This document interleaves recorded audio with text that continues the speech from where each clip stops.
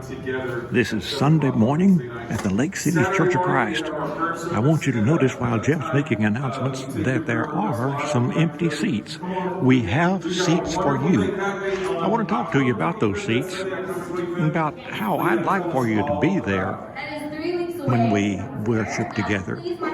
This is now Sunday afternoon, and that service that you saw underway this morning was a great one. Jeff did an outstanding job with the sermon. Chet did a good job leading singing. Everything went very well. It was great to be together. Now you saw that we have some empty seats. Those seats are for you. That service that you saw this morning in that picture had 91 people in it, but there were still empty seats. I saw two sections where there were 4 or 5 chairs gathered together where you could come and sit. I hope you'll want to. I realize that there are some of you who should not come out. Your health is so vulnerable that you would do well to stay at home. I understand that. COVID-19 is a serious illness. Some people die, and particularly those who have compromised health situations. I understand, and I certainly trust that the Lord does. Still, I feel for you. Worshiping online is second best. I'm glad that we can provide that, and yet I trust you look forward to the time that you can come back and be in the assembly. I really want to address a couple of other groups. I'm thinking of the people who live in fear. I don't believe that the Lord intended for his people to live in fear. People today live in fear of COVID-19 or the complications or the regulations because of it or death. I can speak to this, I think, because I'm in that age group that's said to be vulnerable simply because our lungs are old. I don't live in fear. Could I get COVID-19? Sure. I think I'll get over it. But if I don't, I go to heaven. Don't live in fear.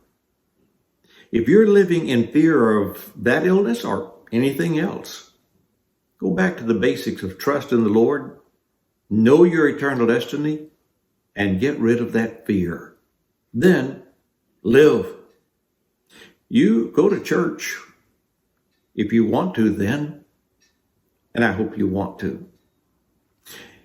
A third group, and I suppose I'm most concerned about this group, are the ones who've simply gotten complacent. It's easier, some folks say, to sit in your pajamas on the sofa and watch online. Eat your breakfast while you're there. I know that early on when we couldn't come together, only worshiped online, that we paid close attention. I think that has faded because of familiarity or because of some other reason. I want you to be in church. If you can go to the grocery store, to an entertainment center, you can come to church.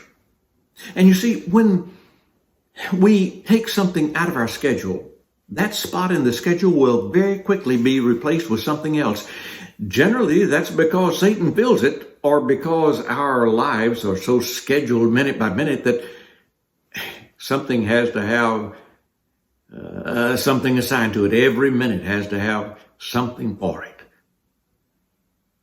I hope that you're missing the assembly and that you want to come back. Church is about being together. That's the very concept of coming together. If you have to worship online, once again, I say I'm glad we provide that. But that isn't like being with others. From a purely psychological point, we need to be with others. From the spiritual worship standpoint, we really need to be with others. So come on, take one of those empty seats. And if we fill all of those, we have a space where we can set out more seats. Next Sunday, come to 280 Indian Drive in Trophy Club.